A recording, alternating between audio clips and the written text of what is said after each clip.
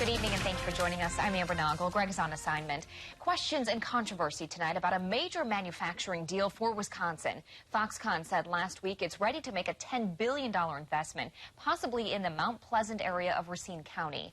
The company plans to build a massive complex employing at least 3,000 people and potentially increase to 13,000.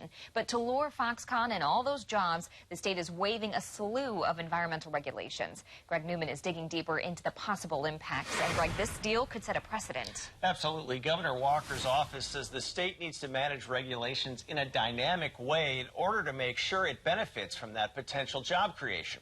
But environmental groups are concerned the exemptions go too far. Companies building and running manufacturing facilities in Wisconsin are normally subject to what's called an environmental impact statement, which lays out a project's effect on natural resources in the area. That won't be the case for Foxconn. Instead of being all there laid out in a single document for the public to see and comment on, it's going to be broken up into very technical and divided permitting programs. And not all the usual permitting will be required either.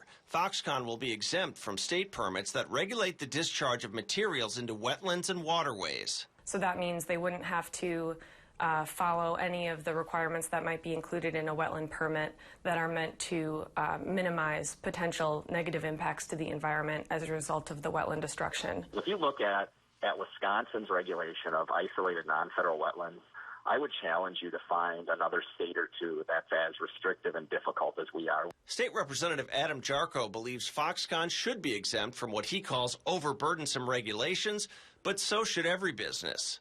That shows that we need these reforms and that we're only going to do it for one company. We ought to do it statewide. Once you do this once for a big proposal like the Foxconn development, it just makes it easier to later excuse it for something smaller. That adds to the worries of state environmental groups who may have to rely on federal regulators to make sure those wetlands are protected.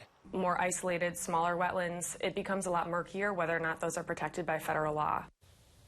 A spokesperson for Governor Walker says such exceptions have been made before, including a 2012 project in a shopping district near Lambeau Field. But Midwest environmental advocates officials say that project involved a 3-acre wetland fill. They say the amount of wetland fill in this project could be far higher, but again, we don't know because we don't exactly know where the site is yet. Yeah, still waiting for that information. That's right. Okay, Greg, thank you.